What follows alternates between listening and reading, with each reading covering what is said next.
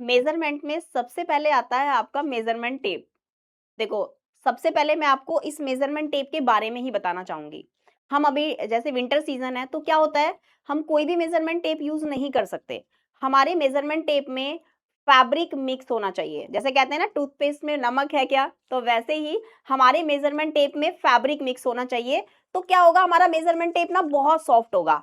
आप सबको दिखाने के लिए मैंने क्या किया, अपने मेजरमेंट टेप में बीच बीच में जो रेशे होते हैं फैब्रिक के, वो निकाले हैं, ताकि मैं आप लोगों को दिखा पाऊँ कि एक्चुअल में अगर आपके मेजरमेंट टेप में फैब्रिक मिक्स है तो इस तरीके से आपके धागे निकलने शुरू हो जाएंगे। तो ये पहचान है, मैंने जानबूझ के निकाले हैं ताकि मैं क्लास में आप लोगों को दिखा सकूं। चलो, तो ये मेजरमेंट टेप आपको यूज करना है जिसमें फैब्रिक मिक्स होता है। अब ये आपको चेक करना पड़ेगा। जब हम मेजरमेंट टेप खरीदते हैं तो देखना है उसमें प्योर प्लास्टिक का नहीं होना चाहिए, क्योंकि जैसे ही विंटर सीजन आएगा वो हार्ड हो जाएगा और आप अच्छे से मेजरमेंट नहीं ले पाओगे। हार्ड मेजरमेंट टेप बिल्कुल भी एडजस्ट नहीं होता, और ये फ्लेक्सिबल होगा तो इजीली मेजरमेंट भी अच्छे से आएगा और आप काम भी अच्छे से कर पाओगे। बहुत लोगों को देखा है मैंने, मेजरमेंट टेप में कट जाता है, जल जाता है। तो मेजरमेंट टेप को यूज नहीं करना चाहिए, चेंज कर देना चाहिए। एंड बहुत लोगों को देखा है कि काम फिनिश हो जाता है तो हम अपने मेजरमेंट टेप को ऐसे फोल्ड कर देते हैं। फोल्ड भी नहीं करना चाहिए। अगर आपका बिजनेस है, अगर आपका काम है, हमेशा जो मेजरमेंट टेप आप यूज कर रहे हो उसको हमेशा ऐसे ओपन करके रखो, मशीन पे टांग दो या फिर कहीं भी वॉल पे हैंग कर दो, कुछ भी करो लेकिन फोल्ड करके नहीं रखो। ओके, तो ये छोटी छोटी सी बेसिक चीजें हैं जो फॉलो करनी चाहिए, इससे हमारा काम तेजी से बढ़ता है। ओके, तो अब आते हैं मेजरमेंट लेने पर। सबसे पहले हम जिस भी आउटफिट का मेजरमेंट ले रहे हैं, उस आउटफिट को आपको देखना है कि उस आउटफिट में हमें कौन कौन से ऐसे मेजरमेंट की खास जरूरत पड़ेगी। उसके अकॉर्डिंग हमें अपना एक प्रॉपर तरीके से स्टेप बाय स्टेप लिख लेना है। और हर एक पार्ट जब आप लिखोगे, मतलब कुछ भी आप वहां पे मेंशन कर रहे हो, तो टॉप से बॉटम तक करना है। ऐसा नहीं पहले शोल्डर ले लिया, फिर लेंथ ले लिया, फिर एपेक्स पॉइंट ले लिया, फिर वेस्ट का साइज ले लिया, ऐसे नहीं लेना। स्टेप बाय स्टेप चलना है, ऊपर से नीचे की तरफ, ताकि बीच में कोई भी मेजरमेंट स्किप हो जाए तो आपको पता चल जाएगा। बहुत बार हमारी फ्रेंड आ जाती है तो बात करने के चक्कर में हम आधा मेजरमेंट भूल जाते हैं। तो इसीलिए मेजरमेंट हमेशा स्टेप बाय स्टेप होना चाहिए, ताकि बीच में कोई भी मेजरमेंट स्किप हो रहा है तो आपको पता चल जा रहा है। क्लियर हुआ? अब हमारा पूरा बॉडी टू पार्ट्स में है, एक नेवल से नीचे का पार्ट एंड अभी नेवल से ऊपर का पार्ट। आज की जो क्लास है वो नेवल से ऊपर वाले पार्ट के ऊपर है, यानी कि मैं आपको ब्लाउज सिखा रही हूँ। तो ये दोनों चीजें ही बहुत ज्यादा इंपॉर्टेंट है। जब हम अपने इस 1 ईयर कोर्स में नेवल से नीचे के पार्ट के कुछ भी आउटफिट बनाएंगे तो इसके नीचे का पार्ट ही बनाएंगे। मतलब मैं अगर आपको कुछ भी सिखाऊंगी ना तो नीचे वाले पार्ट पे ही सिखाऊंगी।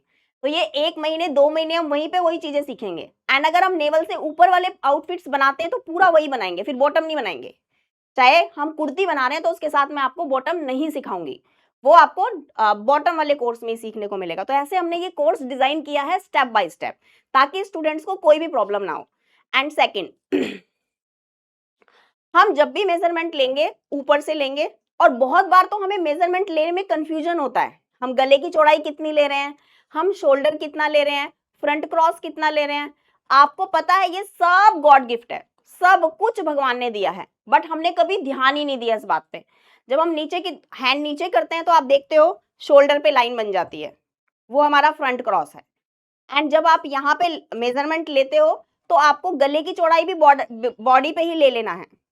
हमेशा कभी भी आप गले की चौड़ाई निकालने का कोई भी फॉर्मूला यूज नहीं करोगे, क्योंकि बहुत बार मैंने ये नोटिस किया है, बस्ट बहुत हैवी होता है लेकिन शोल्डर बहुत कम होता है।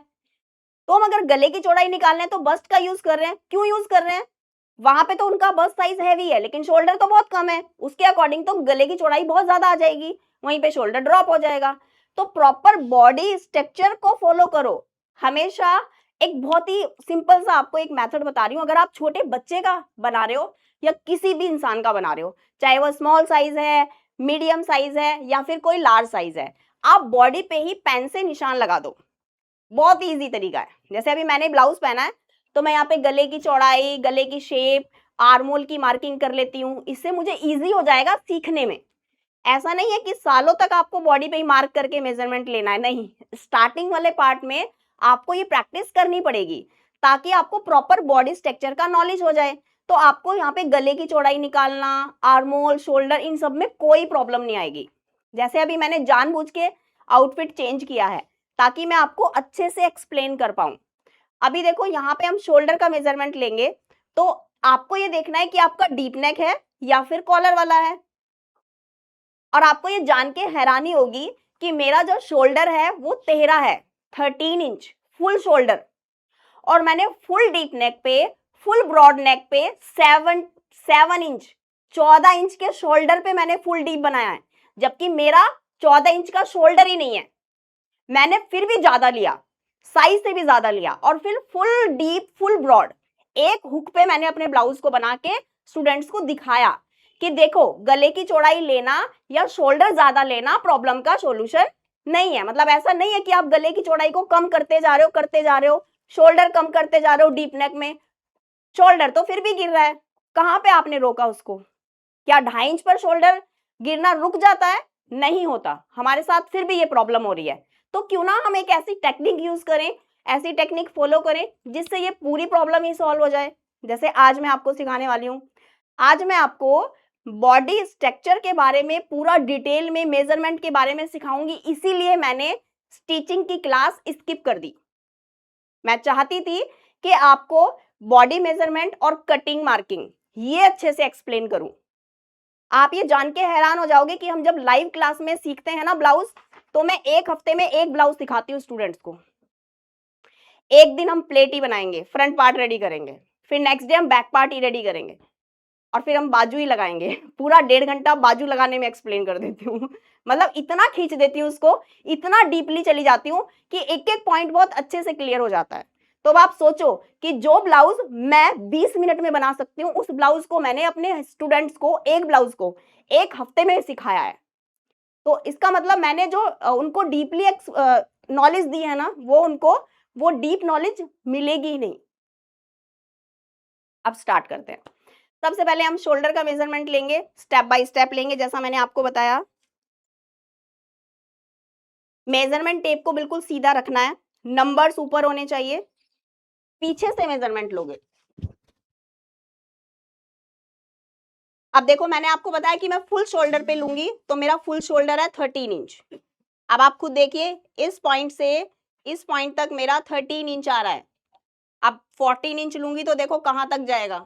14 इंच पे मैंने डीप नेक बनाया है, पॉसिबल है, बनाया भी है। तो देखो अभी हम एक्यूरेट जो है वही ले रहे हैं, 13 ले रहे हैं। मेरा जो शोल्डर है वो 13 इंच है। उसके बाद मैं लूंगी आर्मोल। शोल्डर का मेजरमेंट हो गया। अगर कंफ्यूजन हो रहा है तो एक काम कर सकते हो, शोल्डर के ऊपर जब जो भी आपकी ब्रा वाली पट्टी आती है उसको अच्छे से सेट कर लो, और इस पट्टी पे जो ये पट्टी होती है ना, ये सेंटर पे आती है, तो यहां से आधा पौना इंच बाहर और यहां से भी आधा पौना इंच बाहर ले लो, और अपना यहां से यहां तक का शोल्डर का मेजरमेंट ले लो डीप नेक में। डीप नेक में प्रॉब्लम आती है ना, तो ये टेक्निक फॉलो कर सकते हो। ब्रा वाली पट्टी जहां पे भी आ रही है, आधा पौना इंच इधर बाहर ले लो, आधा पौना इंच इधर बाहर ले लो, और इस पॉइंट से इस पॉइंट तक अपना मेजरमेंट ले लो शोल्डर का, प्रॉब्लम नहीं आएगी। एंड अगर आपको आर्मोल लेना है, शोल्डर लिया फिर आर्मोल लेंगे, आर्मोल के लिए भी आपको मेजरमेंट टेप में नंबर्स ऊपर की तरफ रखना है एंड इसको इस तरह से सेट करना है आर्मोल के चारों तरफ। बहुत सारे लोगों को देखा है आर्मोल का मेजरमेंट नहीं लेते हैं, बट कैसे पता चलेगा कि क्लाइंट का आर्मोल इतना है? मेरा बस्ट साइज मीडियम है, तो स्मॉल साइज में भी मैंने 16 देखा है। आपको पता है मैंने 32 बस्ट साइज का मेजरमेंट लिया और आर्मोल 16 देखा है मैंने। तो कहां से फॉर्मूला काम किया? फॉर्मूला तो फेल हो गया। मेरे खुद के घर में मेरी सासू माँ का बस्ट साइज है 42 और उनका आर्मोल 16 है। अब देखो 32 में भी 16 हो सकता है, 36 में भी 16 हो सकता है, 42 में भी 16 हो सकता है। तो क्या आपका फॉर्मूला काम करेगा? फॉर्मूला तो यहीं फेल हो गया। तो देखो मैंने यहाँ पे आर्मोल लिया 16। अब एक साइड से लेने से काम नहीं चलेगा, दूसरी साइड से भी लेना पड़ेगा अगर आप किसी का फर्स्ट टाइम ले रहे हो। अब देखो मेरा तो दोनों साइड से बराबर है, दोनों साइड से 16-16 आ रहा है, लेकिन जरूरी नहीं है सबके बॉडी स्ट्रक्चर पे ये बराबर आएगा। बहुत बार 1 इंच का डिफरेंस आ सकता है, बहुत बार हाफ का आ सकता है, लेकिन ये सिर्फ 10% लोगों में होता है। अगर आप ये सोच रहे हैं कि मैंने एक बार मेजरमेंट लिया, एक साइड से 16 आ गया, एक से 17 आ गया, चलो अलग अलग ले लेते हैं, नहीं, ऐसा नहीं है भाई। मैंने तो अपनी लाइफ में कभी किसी का नहीं देखा अलग अलग, बहुत ही रेयर होता है। अगर मैंने 16 साल के एक्सपीरियंस में एक या दो क्लाइंट का या 4-5 क्लाइंट का मुश्किल से आया होगा अलग अलग। आप सोच सकते हो कितने परसेंट लोग हैं जिनका आर्मोल अलग अलग होता है। लेकिन यहाँ पे अगर मैंने आपको बता दिया ना, तो सारे स्टूडेंट्स मैसेज कर करके बोलेंगे मेरा 1 से 16 1 से 17 है। नहीं भाई, इतने जल्दी नहीं हो सकता, इतने ज्यादा लोगों को नहीं हो सकता, कम होता है। लेकिन ये आपको कैसे पता चलेगा? आप मेजरमेंट को बार बार लीजिए। एक और टेक्निक बताऊंगी पूरा मेजरमेंट लेने के बाद, ठीक है? तो बार बार मेजरमेंट लेकर चेक करो क्या सच में अलग अलग है। अगर बार बार मेजरमेंट लेने पर अलग अलग ही आ रहा है, तब फिर हाँ ठीक है, फिर अलग अलग ही है, लिख लीजिए। अब लेते हैं फ्रंट क्रॉस। मैंने आपको बताया है कि फ्रंट क्रॉस हमारा गॉड गिफ्ट है। अब देखो, दोनों हैंड मैंने नीचे किए और मैंने दोनों हैंड की तरफ यहाँ पे लाइन बन गई है, फ्रंट में भी बनेगी एंड बैक में भी बनेगी, एंड किसी भी बॉडी स्ट्रक्चर पे बनेगी, चाहे वो स्मॉल है या फिर वो लार्ज साइज है या फिर कोई मीडियम साइज है, हर साइज में आपको ये मिलेगा। मेजरमेंट टेप बिल्कुल सीधा रखना है, यहां से और यहां तक लेना है, बिल्कुल सीधा रख के। तो यहाँ पे आ रहा है मेरा 12.5। अब मैं अपना खुद का बैक क्रॉस तो नहीं ले सकती, अगर आप सामने वाले का ले रहे हैं तो इजीली ले पाओगे ना ऐसे, लेकिन मैं नहीं ले पाऊंगी, आप भी अपना नहीं ले पाओगे। हाँ, आप दूसरों का ले सकते हो। उसके लिए हम क्या आपको बता रहे हैं कि आपका जितना भी फ्रंट क्रॉस है उसमें एक प्लस कर दो, आपको बैक क्रॉस मिल जाएगा। लेकिन ये भी सच नहीं है, क्योंकि हर किसी में एक प्लस करोगे और किसी का बैक क्रॉस और फ्रंट क्रॉस बराबर है तो क्या करोगे? तो इसीलिए यहाँ पे ये टेक्निक फॉलो करना है कि आपने अगर फ्रंट क्रॉस में एक प्लस करके रिजल्ट देखा, कैसा आया रिजल्ट, एक ब्लाउज में तो पता चल ही जाएगा ना। तो अगर आपको लग रहा है यहाँ पे मेरा लूज हो रहा है, तो अगली बार से ½ इंच कम कर लेना।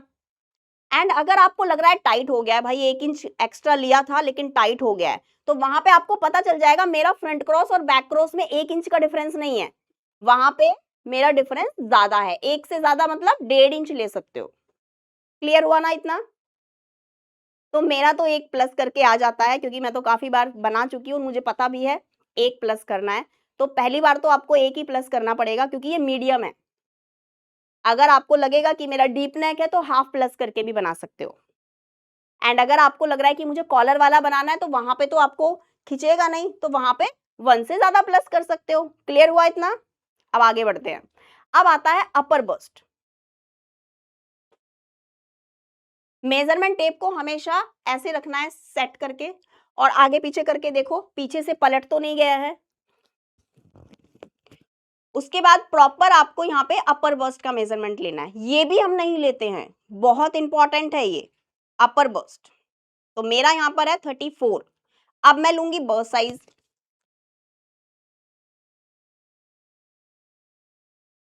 बस्ट साइज है 36। तो भी आपने देखा मेरे अपर बस्ट और बस्ट में 2 इंच का डिफरेंस है, लेकिन जरूरी तो नहीं है अगर 36 बस्ट साइज है तो सबका 2 इंच का डिफरेंस आएगा। कई बार तो ये दोनों बराबर होते हैं, 36 यहाँ पे भी आएगा, यहाँ पे भी 36 आएगा, तो वहां पे हमारा कफ साइज कम हो जाता है। और कफ साइज कम होने पर डार्ट को डीप नहीं डाला जाता, डार्ट को बहुत कम डाला जाता है। तो बॉडी स्ट्रक्चर के अकॉर्डिंग जो आप आर्मोल में डार्ट डालते हो, ये वाला डार्ट डालते हो, इसका जो मार्जिन होता है ये आपके अपर बस्ट के ऊपर डिपेंड करता है। अब हम लेंगे 3 मेजरमेंट। अगर हमारे ब्लाउज में बेल्ट भी अटैच करना है तो हमें अंडर बस्ट का मेजरमेंट जरूर लेना है। अब मैंने मेजरमेंट टेप को सीधा किया, शोल्डर के मिड पॉइंट पर मेजरमेंट टेप को सेट किया, सीधा सीधा एपेक्स पॉइंट लिया, अंडर बस्ट लिया एंड ब्लाउज का लेंथ लिया। तो यहाँ पे मेरा जो एपेक्स पॉइंट है वो 10.5 है। मिरर के सामने खड़े होना है आप सबको, मिरर के सामने खड़े होंगे तो आप इजीली ले पाओगे। ओके, 10.5। अंडर बस्ट हमारा आता है 13.5 पे, और फिर टोटल लेंथ आ जाएगा। अगर बेल्ट वाला है तो आपको ब्लाउज का साइज थोड़ा सा बढ़ाना पड़ेगा, एक्स्ट्रा लेना पड़ेगा। तो मेरा यहाँ पर आ रहा है 15.5, अंडर बस्ट 13.5, हमारी ब्लाउज की लेंथ 15.5 और ब्लाउज की लेंथ ऐसे लेना है, साइड से देखिए पूरा बस्ट कवर करते हुए ऐसे नीचे तक, ऐसे ऐसे फ्रंट का लेते हैं, बैक का सीधा लेते हैं। आपने देखा होगा बहुत सारे लोग ब्लाउज बनाते हैं और ब्लाउज में पीछे बहुत सारा झोल आ जाता है, रिंकल आ जाता है, आता है ना? तो ये हमारी स्किन में भी है, देखो झोल आ रहा है। बहुत सारे लोग कहते हैं कि देखो पीछे झोल आ रहा है, भाई आपकी बॉडी में भी तो झोल आ रहा है, उसको ठीक करो, अपनी बॉडी फिट करो, फिर देखो ब्लाउज में झोल आता है कि नहीं आता है। ओके, तो अगर आपकी बॉडी पे फैट है तो ये लाइन बन जाती है हमारी स्किन में यहाँ पे, तो आपको ब्लाउज की लेंथ इस लाइन से ऊपर ही लेनी है, यहां तक लेनी है। अगर मैंने यहां से नीचे अपने ब्लाउज की लेंथ रखी तो मेरे ब्लाउज में भी झोल आ जाएगा। तो डिपेंड करता है कि आपने बैक से अपने ब्लाउज की लेंथ को कितना रखा है। अगर बैक का लेंथ आप लिमिट से ज्यादा नीचे करोगे तो झोल आएगा, क्योंकि बैक हमारी ऐसे घुमावदार होती है। अगर किसी का बैक साइड बिल्कुल सीधा है, मेरा यहां से अंदर है, यहां से बाहर है, यहां से बाहर है, तो अगर किसी का भी बैक प्लेन है, आपको साइड से बॉडी का पूरा शेप दिखेगा, साइड वाला पार्ट जरूर देखना है हर किसी का, पता चल जाएगा टम्मी कितना बाहर दिख रहा है, ये चीज कितना अंदर है। किसी का प्लेन है तो बैक में डार्ट डालने की जरूरत नहीं है। वो बॉडी स्ट्रक्चर जहां पे पीछे बिल्कुल प्लेन है, उनकी कुर्ती में भी डार्ट डालने की जरूरत नहीं है, क्योंकि बैक बिल्कुल प्लेन है, बिना प्लेट डाले भी आप फिटिंग दे सकते हो। ओके, तो अभी हमने तीनों मेजरमेंट ले लिए, apex point 10.5, under bust 13.5 and blouse का टोटल लेंथ 15.5। उसके बाद बहुत इंपॉर्टेंट पॉइंट आता है आपका आपका बाजू। अभी मैं वेस्ट ले लेती हूँ, वेस्ट साइज ये वाला, ये रह गया है हमारा, लास्ट में आपको वेस्ट लेना है। तो यहाँ पे देखो मेरा जो साइज है वो 30 है। बहुत लोग टाइट भी पहनते हैं तो थोड़ा हाफ टाइट कर सकते हो, ये तो चॉइस के ऊपर है। बहुत बार क्लाइंट ये ढीला पहनता है, बहुत बार क्लाइंट ये टाइट पहनता है, तो अपने क्लाइंट को पहना चेक करवाओ। क्लाइंट को जब आप मेजरमेंट लेते हो तो उनको देखो कि इतना ठीक है, रेडी कर दे इतना, तो अगर हाँ बोलते हैं तो फिर उतना डन कर दीजिए। जैसे मैं यहाँ पे ले रही हूँ 29 या 29.5 कर लेते हैं, मैं भी ढीला ही पहनती हूँ ब्लाउज, बहुत ज्यादा टाइट पहनती नहीं हूँ। तो मेरा वेस्ट साइज है 29.5। और कभी कभी तो अगर ये मेजरमेंट, अभी मॉर्निंग में मेजरमेंट ले रही हूँ तो मॉर्निंग में क्या होता है, टम्मी हमारा अंदर होता है, लेकिन यही मेजरमेंट अगर इवनिंग में लिया जाए तो ये मेरा 30 से भी क्रॉस कर देगा अगर मैंने पार्टी अटेंड कर ली तो। ओके, तो ये चीजें इस तरीके पे डिपेंड करती है कि आप जब मेजरमेंट ले रहे हो तो टम्मी खाली है या भरा हुआ है। ओके, क्लियर हुआ ना? तो ये सारी चीजें भी मैटर करती है। ब्लाउज के मेजरमेंट में बहुत ज्यादा इंपॉर्टेंट है क्लाइंट ने ब्रा कौन सा पहना है। पुरानी ब्रा पहनी है, एपेक्स पॉइंट नीचे आ जाएगा। नई ब्रा पहनी है, एपेक्स पॉइंट अपनी जगह पे रहेगा। एंड अगर पैडेड पहना है तो भी फिक्स रहेगा, और अगर उनका ब्लाउज नॉन पैडेड है तो भी उनका एपेक्स पॉइंट नीचे आ जाएगा।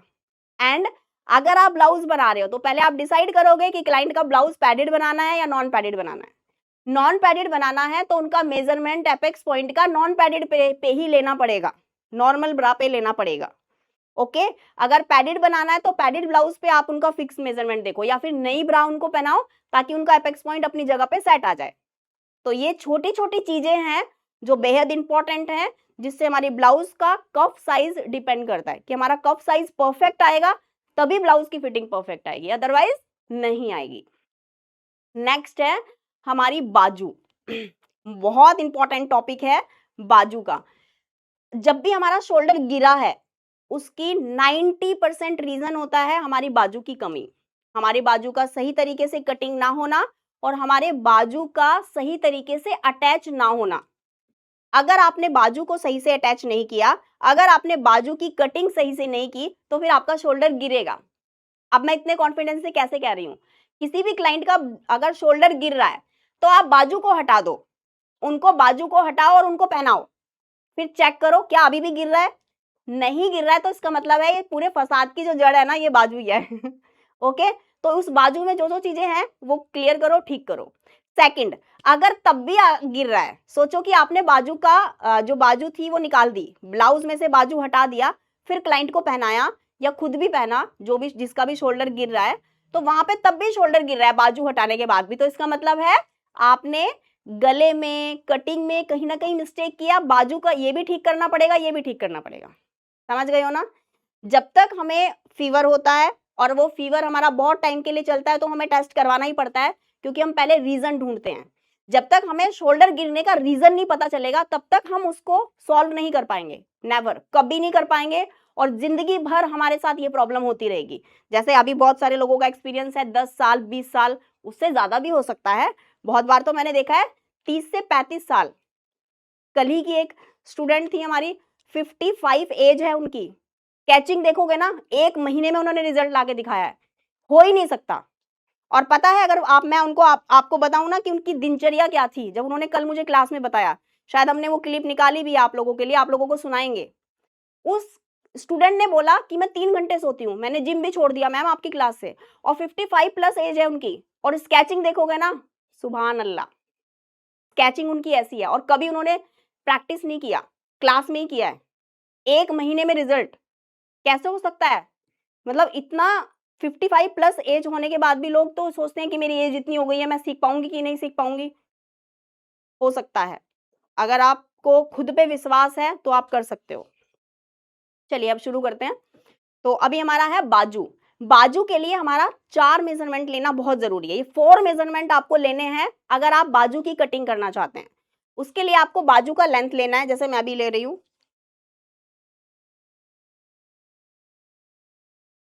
सबसे पहले लेंगे शोल्डर, उसके बाद शोल्डर का एंड पॉइंट, उसके बाद आपको बाजू की लेंथ जितनी भी चाहिए, जैसे मुझे चाहिए यहाँ पे 6 इंच। उसके बाद लेंगे, चलो अभी जितना ट्रेंडिंग चल रहा है ना उतना ले लेते हैं, 10 ले लेते हैं। अभी आजकल 9-10 इंच का स्लीव ज्यादा चल रहा है, तो अभी 10 इंच का हमारा लेंथ हो गया। एंड अभी हम फिटिंग ले रहे हैं, फिटिंग लेंगे 10.5। हमारी बाजू की लेंथ है 10 एंड फिटिंग है 10.5। ऐसे फोल्ड करके देख लेंगे कि टाइट तो नहीं हो रहा है। ओके। उसके बाद बहुत इंपॉर्टेंट आता है हमारा बाइसेप्स। इसकी वजह से हमारी बाजू की अच्छे से शेप ही नहीं आ पाती, हमारी बाजू यहाँ से लटक जाती है, कपड़ा नीचे की तरफ आ जाता है, कभी कभी टाइट हो जाता है, कभी कभी यहाँ से खिंचाव आता है। क्योंकि आपने देखा होगा जिनका हेवी साइज होता है ना, यहाँ पे फैट बहुत ज्यादा होता है, और जिनका यहाँ पे फैट है उनको बाजू को आगे पीछे करने में बहुत प्रॉब्लम होती है। तो वहां पे हम ये मेजरमेंट लेते नहीं है उनका, हम कुछ भी नहीं लेते, हम बाजू की लेंथ ले लेते हैं और फिटिंग ले लेते हैं, उससे ज्यादा हम लेते ही नहीं है। तो यहाँ पे कितना फैट है ये तो लेना ही चाहिए ना। अगर आपको पता ही नहीं चलेगा यहाँ पे फैट कितना है तो कैसे बाजू की कटिंग करोगे, और वो प्रॉब्लम्स तो आएंगी ही। तो आपको यहाँ पे लेना है बाइसेप्स, और ये बाइसेप्स का मेजरमेंट लेते कहां से हैं? शोल्डर के एंड पॉइंट से 3 या 4 इंच नीचे ले लीजिए, 3 इंच या 4 इंच। जिनके ऊपर फैट ज्यादा है वो 4 इंच नीचे लेंगे, जो नॉर्मल साइज है उनके 3 इंच नीचे लेंगे। अब देखो मेरा यहाँ पर आ रहा है 12.5, आई होप कि आपको सही से शो हो रहा है, 12.5। अब आप ये देखो मैंने मेजरमेंट टेप को बहुत ज्यादा टाइट नहीं रखा, अगर टाइट रखूंगी ना तो 12 आएगा, ये देखो एकदम फिक्स तो 12 आ रहा है। और आप लोग ना जब मेजरमेंट टेप को होल्ड करते हो या मेजरमेंट लेते हो तब आप ये देखते ही नहीं हो मेरा मेजरमेंट टेप कितना लूज है कितना टाइट है, बस क्या बोलेंगे मैम आपका ही तो टेक्निक फॉलो किया था, रिजल्ट क्यों नहीं आया? तो प्रॉब्लम ये है कि मैं जैसे मेजरमेंट टेप को ढीला रख रही हूँ वैसे ही आपको भी रखना पड़ेगा।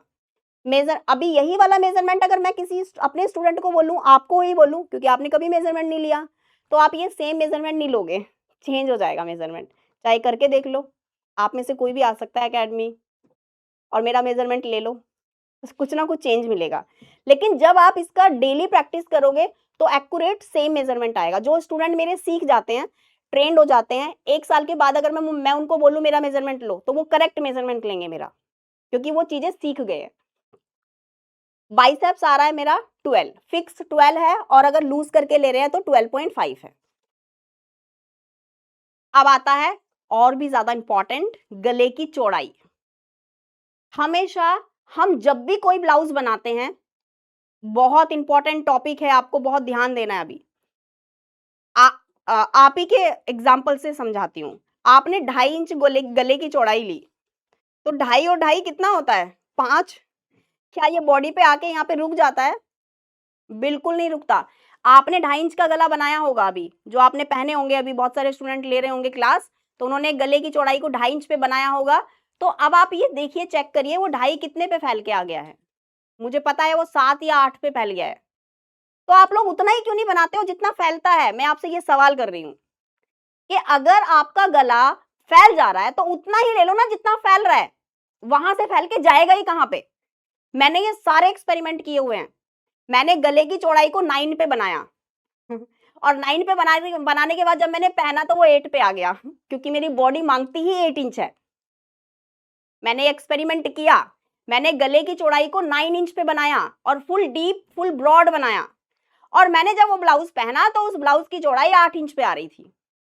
तो इसका मतलब तो सही है कि आप 2.5 पे बनाओगे तब भी 8 आएगा, आप 9 पे बनाओगे तब भी 8 आएगा। समझ में आ रही है ना मेरी बात? तो ये सारी चीजें डिपेंड करती है हमारे बॉडी स्ट्रक्चर पे। आपका बॉडी स्ट्रक्चर जितना मांगेगा ना वो वहीं आएगा। नोटिस किया होगा ये आर्मोल का शेप है। आप खुद सोचिए ये आर्मोल का शेप तो अपनी जगह पे ही आएगा, इधर उधर कैसे हम कर सकते हैं इसको? नहीं, कहते हैं ना कि प्रकृति से खिलवाड़ नहीं। तो इसलिए जो दिया है ना ऊपर वाले ने वही सिर्फ कॉपी पेस्ट मार दो, जो है वहीं से उठाओ, मार्किंग कर दो और देखो वही रिजल्ट आएगा। अब जब मैं आपको गले की चौड़ाई 8 इंच पे बनाऊंगी तो मेरा जो कटिंग होगा 8 पे होगा एंड जब मैं पहनूंगी तो 8 पे ही आएगा। समझ गए हो? आई होप कि ये चीजें समझ में आ गई हैं। चलो गले की चौड़ाई मेरी देखो अभी कितने पे आ रही है, आप लोग बताइए। मेरी जो गले की चौड़ाई है वो यही है। स्ट्रिप देख रहे हो मैंने अच्छे से सेट किया हुआ है। अब आप बताओगे कमेंट करके मेरे गले की चौड़ाई कितनी आ रही है? स्ट्रिप के अंदर 8 आ रही है। तो आज जो मैं कटिंग करूंगी वो 8 पे ही करूंगी। चलो अब मैं ले लेती हूँ गले की लंबाई, लेंथ, शोल्डर के मिड पॉइंट पर रखूंगी और मुझे गले की लेंथ चाहिए, नेक लेंथ चाहिए 7। तो अभी मेरा जो नेक ब्रॉड है वो 8 आ गया और मेरा नेक लेंथ आ गया 7।